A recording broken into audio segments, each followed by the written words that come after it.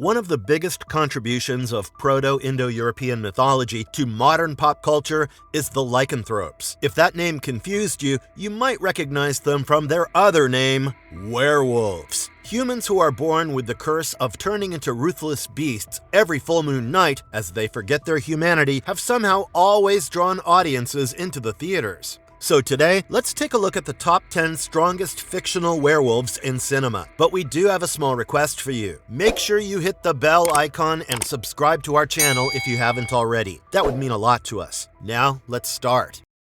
Wait.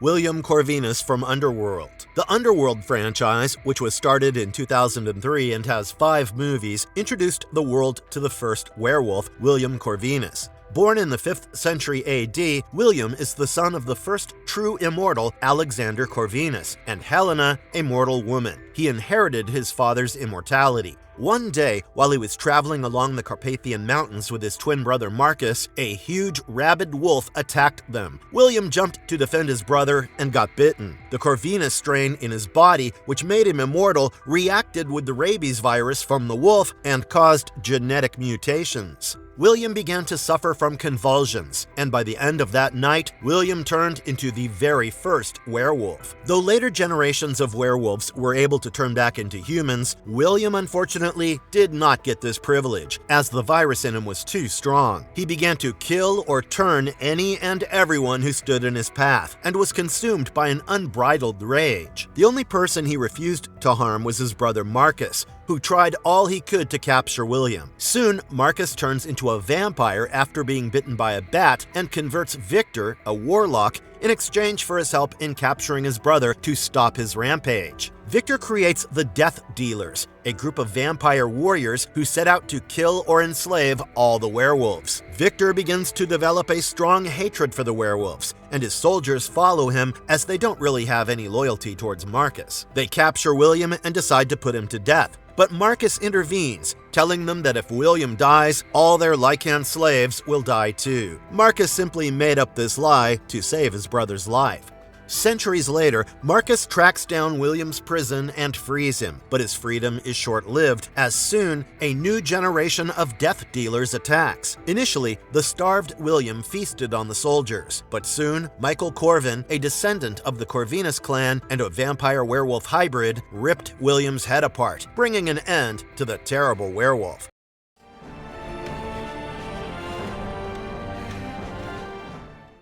The Pack of Werewolves from Dog Soldiers. Neil Marshall's feature directorial debut, Dog Soldiers, is about a military squad trying to survive in the Scottish Highlands during a routine training exercise. The Scottish Highlands are not particularly dangerous, but the real problem for the soldiers is what lives in the Highlands: a pack of dangerous werewolves. The werewolves are really smart and wait for nighttime to attack. The werewolves had already taken down a special air service unit when the new batch of soldiers arrived. In their first attack against the group, they wounded Sergeant Wells and chased Corporal Bruce into a tree branch. That night, the remaining soldiers, who are Cooper, Joe, Terry, Spoon, and Wells, seek shelter in a lonely house belonging to the Ueth family with a zoologist named Megan. The werewolves first attack and destroy the Land Rover nearby so that the soldiers remain stranded and then attack the house. After the lone survivor of the previous SAS team, Captain Ryan, tells them that he was on a mission to capture a werewolf for research, the soldiers decide to mount up a defense to last till sunrise, as the werewolves will revert back to their human form by then. But the smart creatures abduct Terry, and the soldiers are soon out of their wits. Joe tries to steal the car parked in the garage, but a werewolf hiding in the back seat takes him out. Ryan, who is bitten during the attack, turns into a werewolf and flees. Megan then reveals that she is also a werewolf, and all of them belong to the Ueth family. She lets them in and begins to turn, but Wells sends a bullet through her skull. As the werewolves enter, the soldiers use camera flashes to stun them, but it's no use as they're way stronger than the soldiers. In the end, Wells sends Cooper out of the house and sets off an explosion in the kitchen using the gas line, sacrificing himself and killing all the werewolves with him. Cooper's story is not taken seriously and becomes mere tabloid fodder.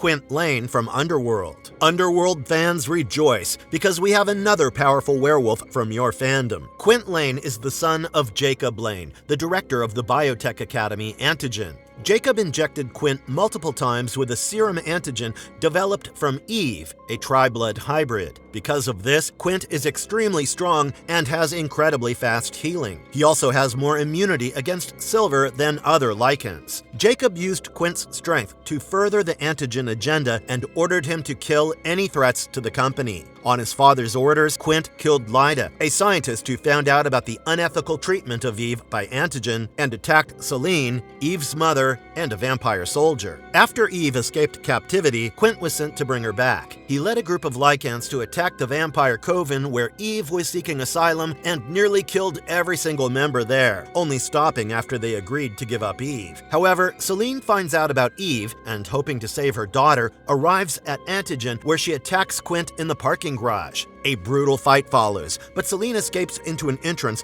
too small for Quint's vampire form to enter. Quint turns back into a human to pursue her, but this turns out to be a fatal mistake, as Selene stuffs a grenade into his stomach. Due to his quick healing, the grenade becomes enclosed inside Quint, and he explodes when the grenade goes off. Because of his enhanced strength, Quint has earned his place on our list.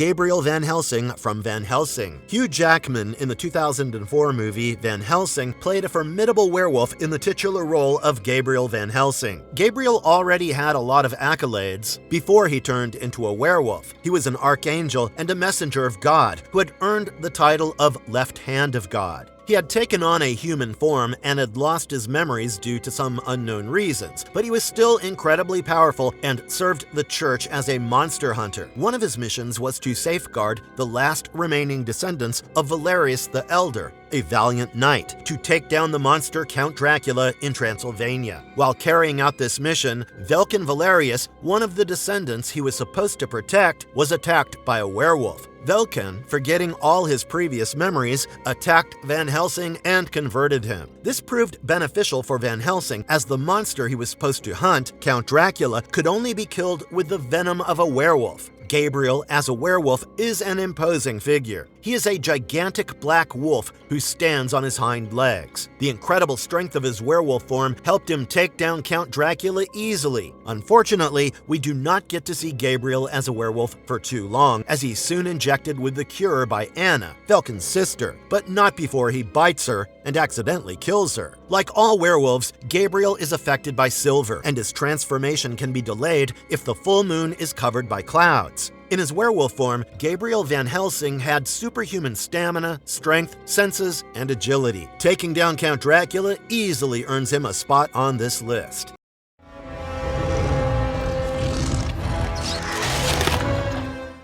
Lawrence Talbot from The Wolfman. One of the earliest representations of werewolves in Hollywood, which influenced the modern-day werewolves we see on TV, can be seen in the 1941 movie The Wolfman. A stronger werewolf from this original story can be found in its 2010 remake. The eponymous protagonist, Lawrence Talbot, is a sad Shakespearean actor who is bitten by a werewolf while investigating the death of his brother Ben in Blackmore. He soon converts into a werewolf and begins attacking anyone he finds. The next day, he's imprisoned in an asylum where his estranged father, Sir John Talbot, tells him that he was the one responsible for biting Lawrence and murdering Ben. Soon, Lawrence is taken to London, where Dr. Honegger intends to study him. Lawrence tries to warn the scientists about the dangers of his werewolf form, but his words fall on deaf ears. During the next full moon night, he kills Dr. Honegger and wreaks havoc in the streets of London. After he gains back his senses, he heads to his ancestral home to kill Sir John. A savage fight takes place between the father and son as they both take on their werewolf forms, and it ends with Lawrence decapitating his father. Ben's fiancée, Gwen, is forced to shoot Lawrence with a silver bullet, and he dies in her arms. The violent rampages of Lawrence Talbot in Blackmore and London are enough to prove why he deserves to be on this list.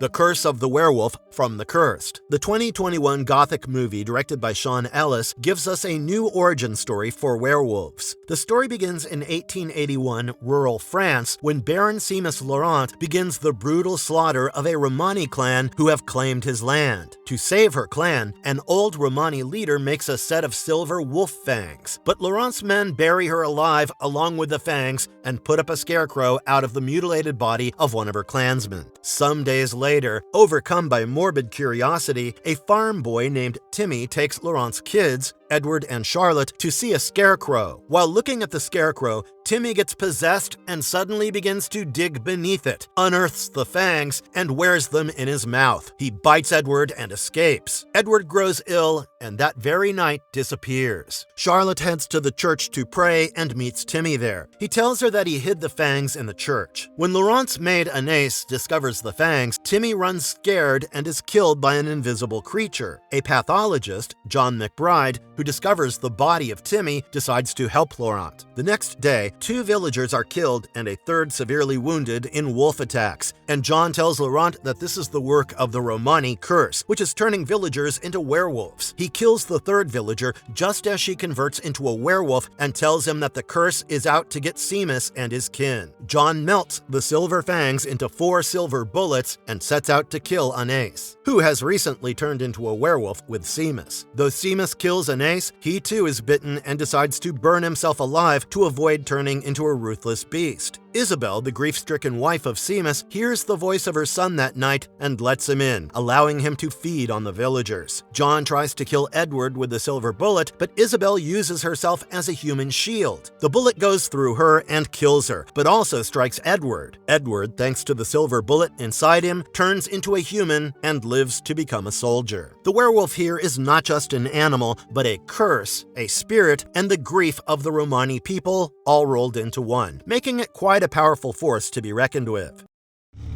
Ginger. Ginger Fitzgerald from Ginger Snaps. Ginger Snaps, the 2000 teen horror flick directed by John Fawcett, stars Catherine Isabel as Ginger Fitzgerald, a powerful antagonist. Ginger and her sister Bridget were hoping for a vengeful night as they decided to kidnap their bully's dog. But the night takes a horrible turn as Ginger is dragged into the woods by a huge beast. Bridget tries to save her sister, but is unsuccessful. Thankfully, Sam, a local drug dealer, drives into the beast and kills it. Ginger decides not to go to the hospital as her wounds heal in a matter of seconds. Soon, Ginger begins to turn and kills a dog in the neighborhood. Bridget begins to notice and convinces Ginger to get a silver piercing to deter the werewolf, but it doesn't work. So she colludes with Sam and gets a wolfsbane potion. Ginger continues her murdering spree by killing her counselor and the school janitor. Bridget cuts both of their palms and infects herself, promising to stay loyal to her sister, but while she has her guard down, Sam knocks her unconscious. As they both prepare the wolfsbane potion, Ginger turns into her wolf form and escapes. With the prepared potion, Sam and Bridget try to find Ginger, who attacks and kills Sam and begins to attack Bridget. Bridget arms herself with the syringe and a knife. Ginger lunges at her and wounds herself with the knife. Teenagers are already scary without any werewolf blood in them, so imagine how scary a teenage werewolf really is.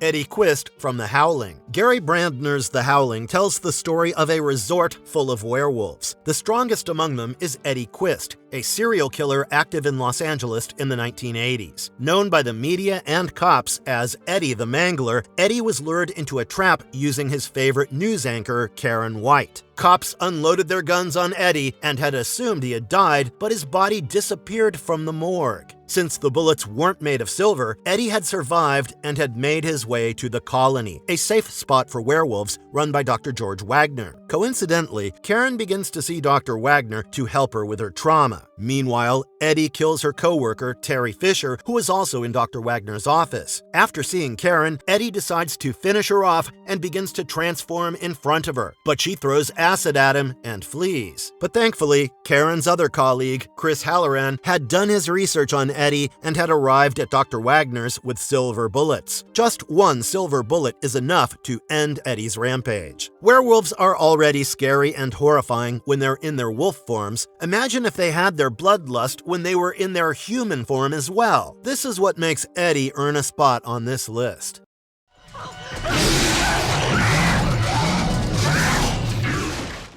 Theodore Ted Harrison from Bad Moon. Based on Wayne Smith's novel Thor, the 1996 movie Bad Moon introduced us to a big bad wolf called Ted Harrison. Ted is out on a journalistic expedition with his girlfriend Marjorie when a werewolf attacks them. Marjorie doesn't survive, and Ted decides to live in isolation. But the loneliness eventually gets to him, and he invites his sister Janet and her son Brett to dinner at his trailer by the lake. Janet invites him to stay at their house after learning that he lost his girlfriend. Ted initially declines, but takes her up on the offer after investigations begin in his area because of all the people he had attacked and mauled to death as a wolf. Ted begins to handcuff himself to a tree each night to avoid hurting his family. But Thor, Janet's dog, finds out about it. One night, Ted is too late in handcuffing himself, but Thor attacks him and fends him off till Janet flashes a light in his face and scares him away. She decides to warn Ted, whom she assumed was in his trailer, and heads there. She begins to snoop in his journals and finds out about his disease. Meanwhile, suspicions begin to arise about Thor, and he is taken away by the doghouse while Janet confronts Ted. That night, Ted accuses her of knowing everything all along and begins to change. At the same time, Brett breaks into the doghouse and frees Thor, and he joins Janet in attacking the now wolf, Ted. With a combined effort of Janet's bullets and Thor's sharp teeth, Ted is subdued. As the sun rises, he turns back into a human, and upon Janet's command, Thor finishes him. Though he knows of his strength and inability to control himself, Ted blames everyone but himself and is truly a dangerous creature.